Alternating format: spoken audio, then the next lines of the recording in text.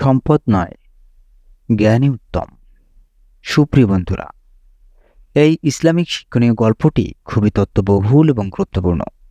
ভিডিওটি না টেনে ভিডিওটিতে একটি লাইক দিয়ে সম্পূর্ণ গল্পটি শোনার অনুরোধ রইল। আশা করি গল্পটির মাধ্যমে সবাই উপকৃত হবেন।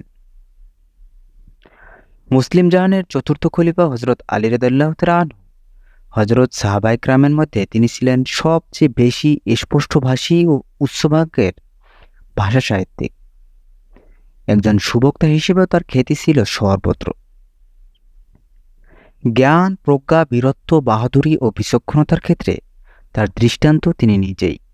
রাসূল সাল্লাল্লাহু আলাইহি সাল্লাম তার সম্পর্কে বলেন, আমি হলাম জ্ঞানের শহর আর আলী তার দরজা। তার খ্যাতি ছিল দেশ বিদেশে, যে একবার তার কথা শুনতো সেই মুগ্ধ হয়ে যেত। ভাবতো এত বিশাল জ্ঞান ভাণ্ডার কিভাবে তিনি অর্জন করলেন। এত জ্ঞানের কথা কে শেখালো তাকে? কিন্তু সব মানুষ তো আর সমান নয়। যাদের হৃদয়টা হিংসার কালিমায় আচ্ছাদিত, যারা অপরের ভালো দেখতে পারে না, তারা হযরত আলী রাদিয়াল্লাহু তাআলা আনহু এর এই সুনাম সহ্য করতে পারত না। তারা কৌতুক করে বলতো, আলী এবার পণ্ডিত হলো কবে? সে তো গোটা জীবন মুহাম্মদের পিছনে ঘুরে বেরিয়েছে, মাঠে ময়দানে যুদ্ধ করেছে। বড়জোর সে একজন নামকরা যোদ্ধা হতে পারে, কিন্তু পণ্ডিত হবে কি করে? একদিন কয়েকজন হিংসুটে একত্রিত হলো।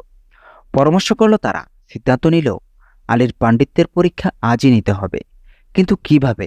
আলোচনার মাধ্যমে তা ঠিক করা হলো। তারা সবাই একত্রে হযরত আলী রাদিয়াল্লাহু তাআলা আনহু এর দরবারে উপস্থিত হবে। নিজেদের ইচ্ছা অনুযায়ী তাকে প্রশ্ন করবে। যদি তিনি প্রতিটি প্রশ্নের সঠিক জবাব দিতে পারেন তবেই তো ভালো, আর যদি না পারেন তাহলে বোঝা যাবে তার জ্ঞানী হবার কথা সঠিক নয়, মিথ্যা প্রোপাগান্ডা ও গুজব মাত্র। যে সিদ্ধান্ত সেই কাজ। শীর্ষস্থানীয় 10 পণ্ডিত হযরত আলী রাদিয়াল্লাহু তাআলা আনহু এর দরবারে উপস্থিত, দলনেতা সকলের সামনে। বাকিরা পিছনে নিশ্চুপ হয়ে দাঁড়িয়ে। কক্ষে বিরাজ করছে এক অসীম নীরবতা। এক সময় দলনেতায় নীরব ভাঙল, বলল, আমিরুল মুমিনিন, শুনেছি আপনি একজন মহাপণ্ডিত, অনেক জ্ঞান ও প্রজ্ঞার অধিকারী। তাই বহু পথ অতিক্রম করে, অনেক কষ্ট স্বীকার করে আমরা আপনার দরবারে উপস্থিত হয়েছি। আশা করি আপনার প্রজ্ঞাপূর্ণ বক্তব্যে আমাদের জ্ঞান তৃষ্ণা নিবৃত্ত করবে। আমি মহাপণ্ডিত নই, তবে আপনাদের বক্তব্য শুনে খুলে বলুন। শান্ত কণ্ঠে হযরত আলী রাদিয়াল্লাহু তাআলা আনহু বললেন, অনুমতি পেলে আপনাকে একটি প্রশ্ন করতে চাই। এই সামান্য ব্যাপারে অনুমতি কি প্রয়োজন? বলুন, কি প্রশ্ন আপনাদের? আমাদের প্রশ্ন হলো, সম্পদ এবং জ্ঞান এই দুটির মধ্যে কোনটি উত্তম এবং কেন? ও সে কথা শুনুন তাহলে। হযরত আলী রাদিয়াল্লাহু তাআলা আনহু কথা শেষ করতে পারলেন না। দলনেতা বাধা দিয়ে বলল, জনাব, এই প্রশ্নের কেবল একটি জবাব দিলে চলবে না। আমরা মানুষ 10 জন, সুতরাং প্রত্যেকের জন্য পৃথক পৃথক জবাব দিয়ে জবাবের সংখ্যা অবশ্যই 10-এ পৌঁছতে হবে। দলনেতার কথা শুনে হযরত আলী রাদিয়াল্লাহু তাআলা আনহু কিছুক্ষণ চিন্তা করলেন। ভাবলেন, একটি প্রশ্নের 10টি উত্তর দিতে হবে কেন? তবে কি তারা বিশেষ কোনো উদ্দেশ্য বা দূরসন্ধি নিয়ে এখানে এসেছে, নাকি আমাকে পরীক্ষা করতে এসেছে? সে যাই হোক, প্রশ্ন যেহেতু করেছে সেহেতু তার জবাব দেওয়াই উত্তম। তিনি বললেন, আমি 10 জনের জন্য 10টি জবাবই দিচ্ছি, আপনারা মনোযোগের সাথে শুনুন। উপস্থিত সকলেই এক দৃষ্টিতে হা করে তাকিয়ে আছে হযরত আলী রাদিয়াল্লাহু তাআলা আনহু এর মুখ পানে। জবাব শোনার জন্য সকলেই উদ্গ্রীব। কারো মুখে কোনো কথা নেই। গোটা কক্ষ তখন নীরব। খানিক পর হযরত আলী রাদিয়াল্লাহু তাআলা আনহু একটু নড়াচড়ে বসলেন। শুরু হলো তার জবাবের পালা। সকলের বিস্ময় বিমুগ্ধ দৃষ্টি তারই প্রতি নিবদ্ধ। তিনি বললেন, অনেক কারণেই জ্ঞান ধনের চেয়ে শ্রেষ্ঠ, তবে আপনারা 10 জনের জন্য আমি 10টি কারণে বলছি। নাম্বার 1, জগতের শ্রেষ্ঠ মহাপুরুষ হলো নবী রাসূলগণ। আর শ্রেষ্ঠ মহাপুরুষ ও মহামনীষীদের বিবেচনায় যা শ্রেষ্ঠ তা বাস্তবিকই শ্রেষ্ঠ হতে বাধ্য। নবী রাসূলগণ জ্ঞান অর্জনের উপর জোর দিয়েছেন, সম্পদ অর্জনের উপর নয়। পক্ষান্তরে সম্পদ উপার্জনের ব্যাপারে সর্বাধিক উৎসাহিত করেছেন ফেরাউন ও নমরুদের ন্যায় অভিশপ্ত লোকেরা। তারাই সম্পদের জয়গান পেয়েছে মৃত্যু পর্যন্ত। সে কারণেই সম্পদ অপেক্ষা বিদ্যা শ্রেষ্ঠ। নাম্বার 2, সম্পদ পাহারা দিয়ে রাখতে হয়, কিন্তু জ্ঞান পাহারা দিয়ে রাখতে হয় না। এমনকি আল্লাহ চাহে তো উহা মানুষকে নানাবিধ বিপদ আপদ থেকে রক্ষা করতে পারে, তাই জ্ঞানই শ্রেষ্ঠ। নাম্বার 3, সম্পদ মানুষের মাঝে হিংসার জন্ম দেয়, শত্রুতার সৃষ্টি করে। পক্ষান্তরে জ্ঞান মানুষের মাঝে তৈরি করে ভ্রান্তিত্বের বন্ধন, পরিণত করে পরস্পরের অকৃত্রিম বন্ধুত্বে। সুতরাং সম্পদ নয়, জ্ঞানই উত্তম। নাম্বার 4, জ্ঞান বিতরণে কখনো তা হ্রাস পায় না, বরং যতই বন্টন করা যায় ততই তা বৃদ্ধি পায়, প্রসারিত হয়। কিন্তু সম্পদ এর ঠিক উল্টো। অতএব সম্পদের চেয়ে জ্ঞানই শ্রেষ্ঠ। নাম্বার 5, জ্ঞানের ব্যাপারে মানুষের মনে কোনো কৃপণতা থাকে না। জ্ঞানী ব্যক্তিদের মন থাকে আকাশের মতো উদার, কিন্তু সম্পদের মানুষকে কৃপণ হিসেবে গড়ে তোলে।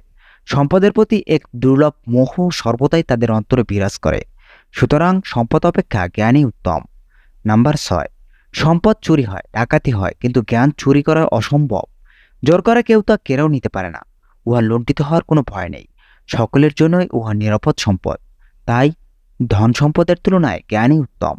নাম্বার 7, জ্ঞানের ক্ষয় নেই, লয় নেই, কোনো দিন ধ্বংস হওয়ার ভয় নেই।